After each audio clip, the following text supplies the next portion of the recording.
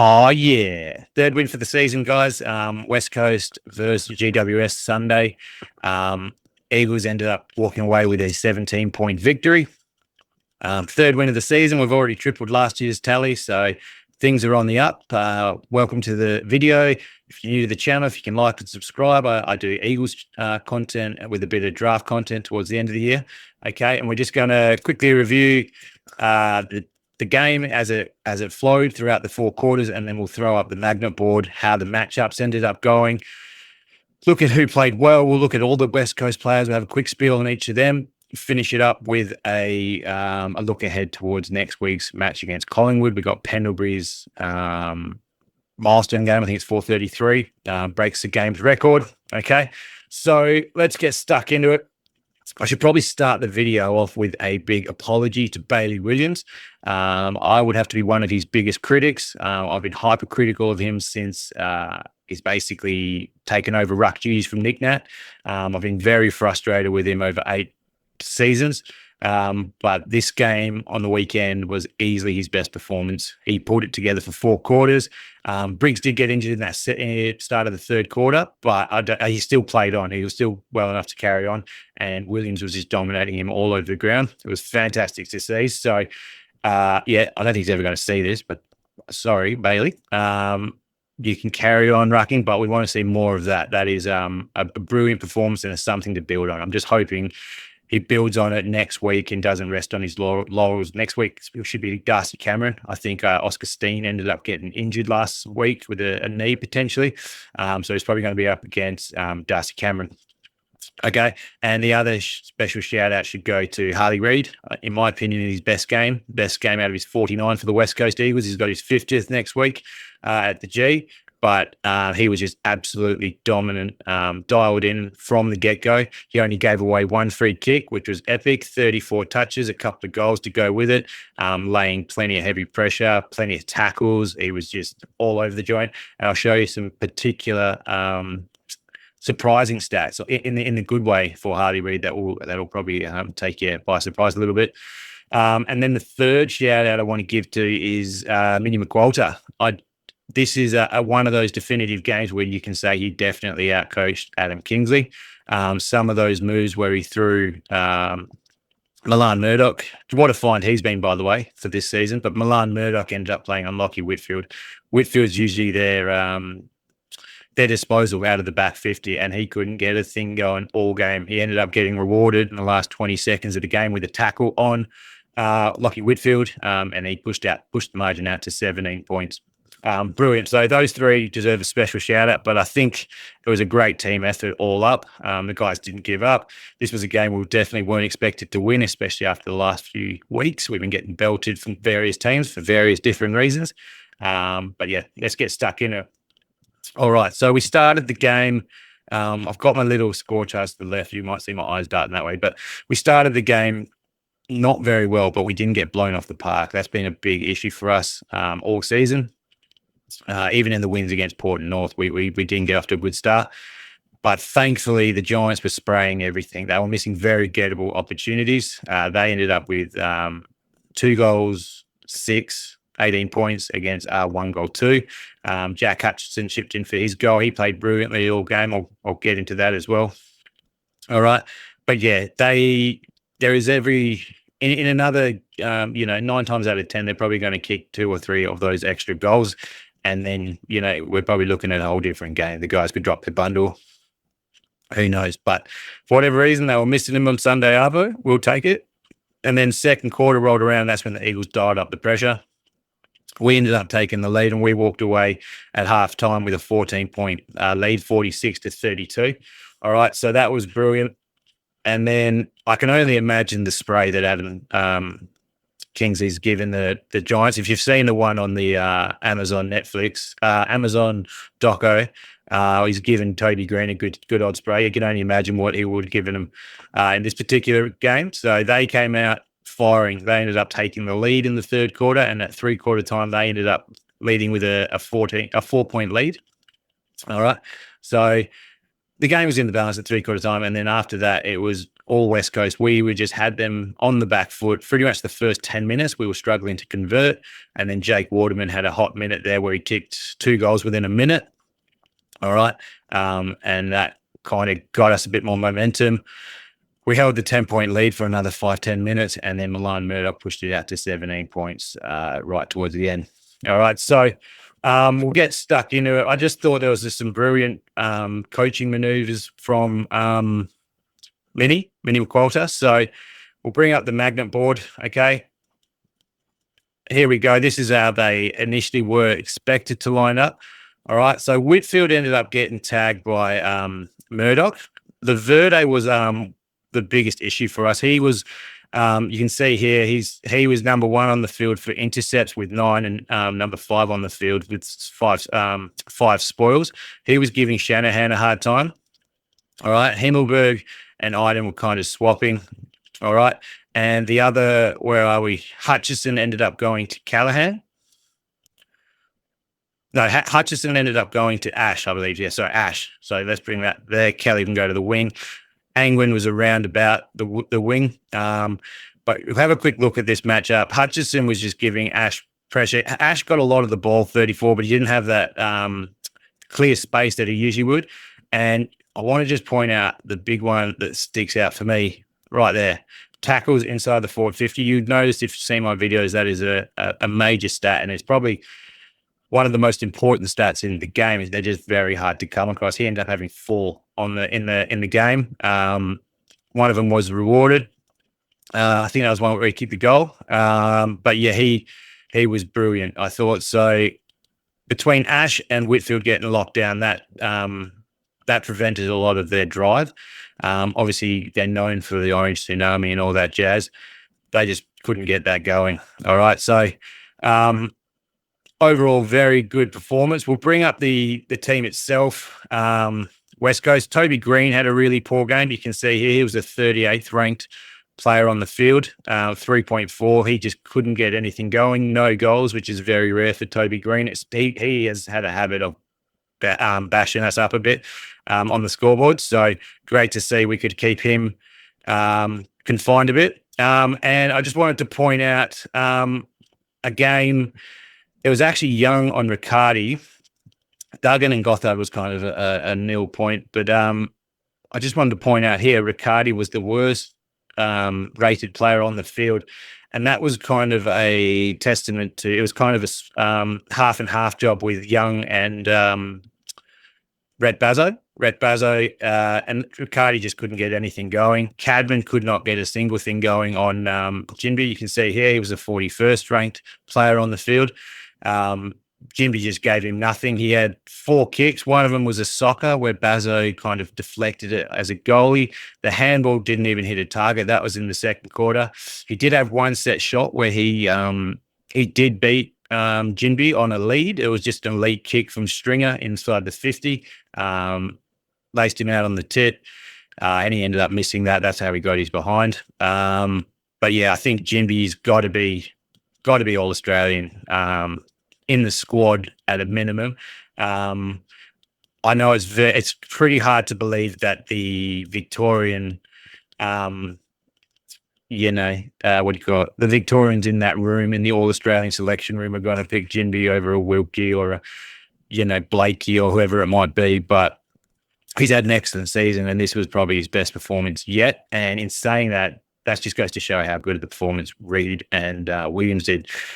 Jinby's not even getting discussed as like the best player on the field in this, but he was unreal. Okay, so that's what we're looking at. I'll get rid of the Giants players. Other players I can really mention of the Giants before I get rid of them. Whitfield was shut down. Callahan ended up getting tagged by Hoff. Hoff did a brilliant job on him. You can see here, Callahan, 21st rated player on the field. That's not he's usually a top 5 or 6 player on the field. He's got that, that upright running style, almost like an early Chris Judd, and just was not giving them much.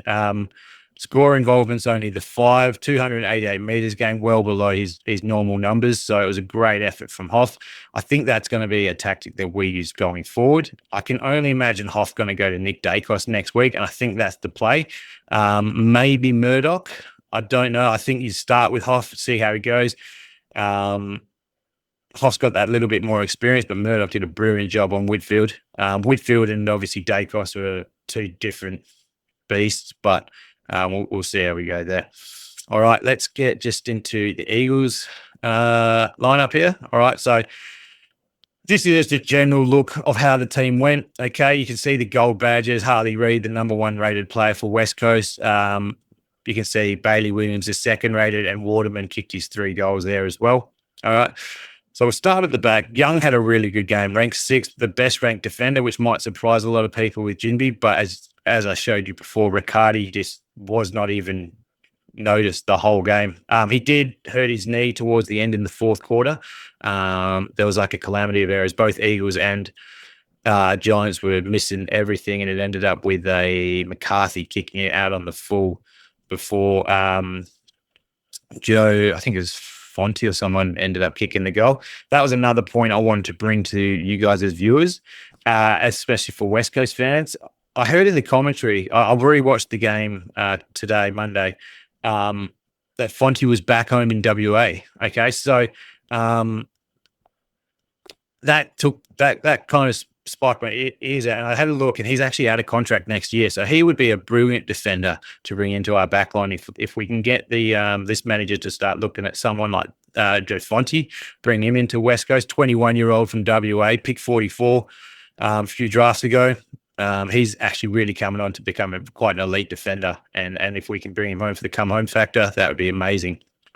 All right, so that was another little tidbit I wanted to throw at you. Okay, so Young, brilliant game, I thought. He was marking everything. We can go into his stats here. You can see the golden badges. Okay, so he's got more marks than everyone but 3 players. And you can see here, look at all this. 1%ers, he had 8, which is number 1 on the field, 6 intercepts, 8 spoils. He was everywhere. They were giving him a lot of issues in the same way that Laverde was giving us issues. Young was doing it on the other end, while Jinby was doing the lockdown job on Cadman. Jinby, as I said, got to be All-Australian. Absolutely. It's automatic at this point. It doesn't matter which forward you throw at him. He's going to get the job done for us. It's just everyone else around him kind of needs to step up to his level. Okay, Hoff did a great job on Callahan. So Baker, I didn't actually notice Baker as much. He was diving at the ball, doing his regular stuff. Sometimes he does a little bit too much with it. There was an instance where he ended up handballing into the back of Davis, which could have been a good goal opportunity for West Coast. Okay, Duggan didn't have too bad of a game. 15th out of the team, but I didn't think he played too badly. One of his better games. Okay,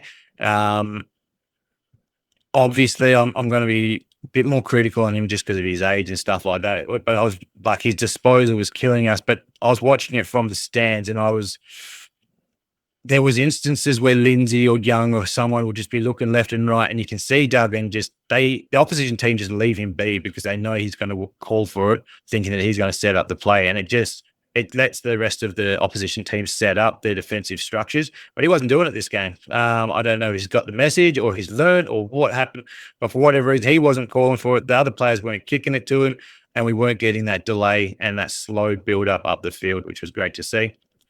McCarthy, probably one of his worst games, really. 13 touches, well below his 30 from the week before, playing a bit more defensive. But while Reid and that are killing it in the midfield, that's fine. He can have a down game every now and then. Number 1 in defensive 50 exit. I think he took a few kick-ins. He took 5 kick-ins. He played on with every single one of them. All right. Kelly had a pretty good game, 30-odd touches, I think, 24, sorry. 10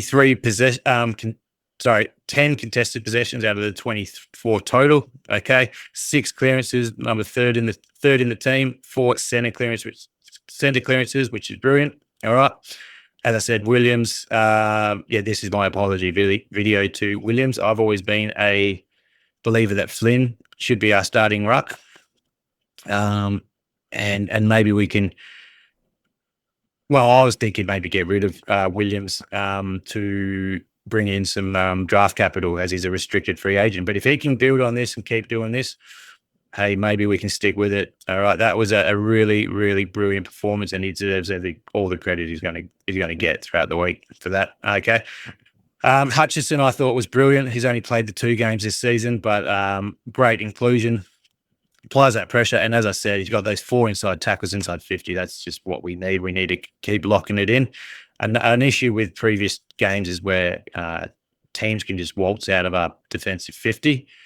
With players like Hutchison in there, that's not such an easy prospect. Yo had a bit of a down game.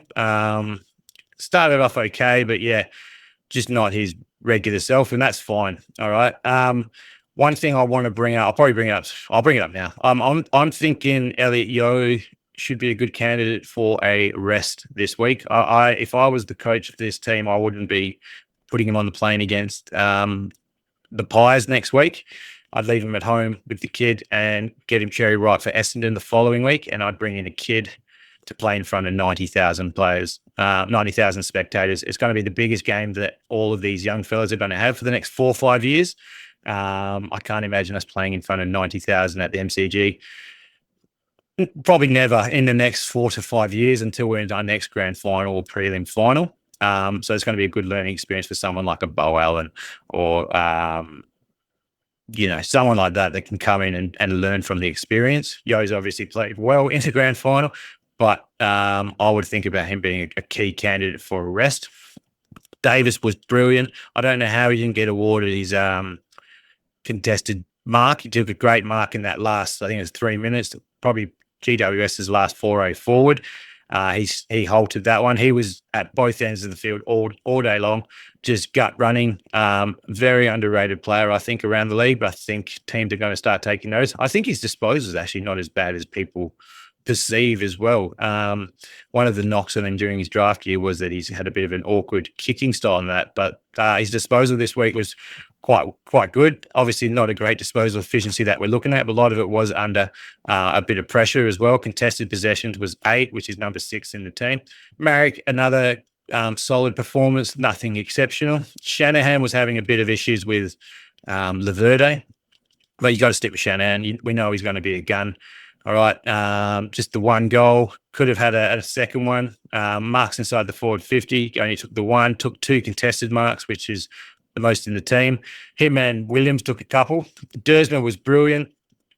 That kick he kicked to Waterman. Waterman's second goal of that hot minute I was talking about earlier, that was on his left foot, which was great to see under pressure with someone diving across his foot. So he's just showing more tricks that he's got, which is just it's really exciting to see what he can do. There was another instance which really got me pretty happy with, was when Callaghan, you got to stand on the mark. Callaghan went to pass, I think it was to Lockie Ash, and Dersman's just stuck his long limbs out, and he's managed to just get his fingers on it, disrupt the ball, and we've tied it back into our forward 50. It was you don't get a stat for that or anything like that, but just that pressure. He's, as I've said it a few times in some of these videos, he is that big billboard that they need to kind of get around. He just provides a wide frame that they'd kind of misjudge, and he's got that like athletic build to get that hand there and get the fingertip on it and disrupt the play. It's quite impressive. Murdoch was exceptional. Probably 3rd best on ground for me. I wouldn't give it to Waterman. These rating stats are obviously through champion data based on how likely we're to get a goal from what they do. But Murdoch's role in this game was not based on getting goals. It was based on stopping Whitfield, and he did that. Whitfield had a season low in pretty much everything. He was getting frustrated. He was trying to take it out on Reed at times. But yeah, Murdoch's been one of the stories of the season, not just the story of West Coast, but a story of AFL wide, I think. He wasn't even on the team, a couple of weeks before the season started. He gets that spot where Noah Long gets injured. They give him a spot. They give him a debut round 1, and he's been one of our best stints. Waterman took a while to get going, but then he obviously swung the game in our favour late with those 2 goals. 3 goals won, but up until that fourth quarter, he was only rolling with the 1 goal.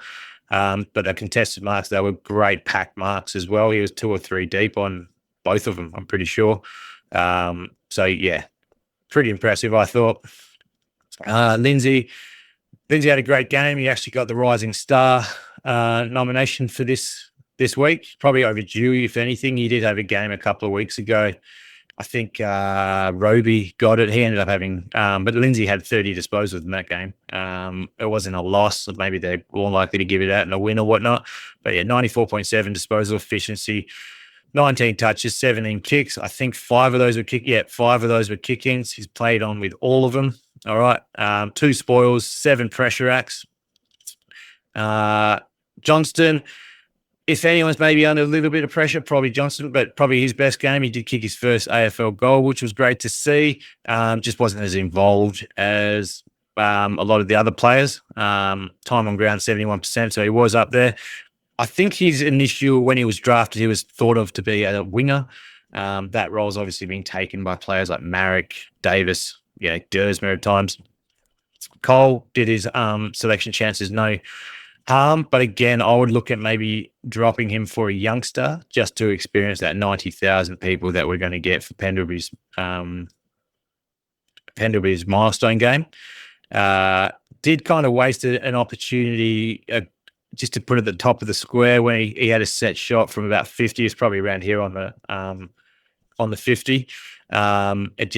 It was a nothing kick. I think he kind of just miskicked it. He knew it at the time. Bazza, I thought, was really good. Disposal efficiency, 100%. He did save a certain goal when Cadman had socketed it off from a clearance, kind of like a goalie stop, I guess you'd call it. 4 intercepts, 3 spoils. He was playing more man-on-man on Riccardi. And Jack Williams. Jack Williams took a while to get involved. He was helping out Bailey Williams when he was getting subbed out. Bailey Williams obviously took the lion's share of all ruck duties, but when it wasn't Williams, it was the other Williams. It was Jack. Okay. A couple of contested marks. Didn't get his goal. Probably had an opportunity to. That would have brought the house down. It was a great pack mark. Okay. But yeah, overall, very good performance. One of the stats I was alluding to earlier was Harley Reid. Look at these gold badges everywhere. This is an epic performance on every measure. 20 handballs, 20 kicks, 14 handballs, 2 goals, 1, 8 tackles. He was second in the team in tackles. I think the actual number 1 was Bailey Williams. So when we're getting those type of tackle numbers from the guys in the center square, that's why our pressure was way up. There was a point on the broadcast I noticed just then was that we had our pressure up to 256 halfway through the fourth, and I don't think I've ever seen that for West Coast, not in the last few years anyway. So that was exceptional. 19 of his 34 were contested possessions. Center clearances, he got 4 of those, 12 inside 50s. But the number I wanted to kind of highlight to you, he led the team in defensive half pressure as well with 12 acts, which is exceptional. He was doing it both ways. So all over the field, Harley Reid was just killing it. I think he deserves all the credit he's going to get this week. And hopefully this is just the start. He's 50 games in.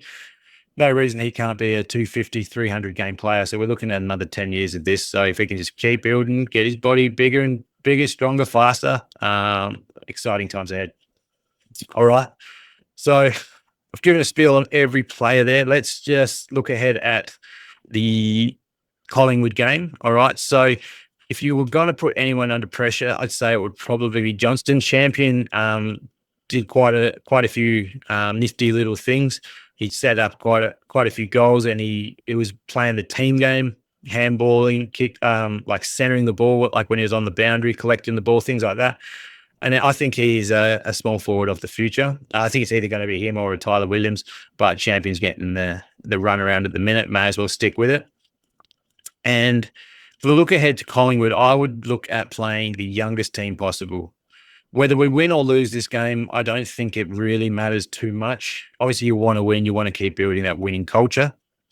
But these players need to just learn new experiences, how you're going to deal with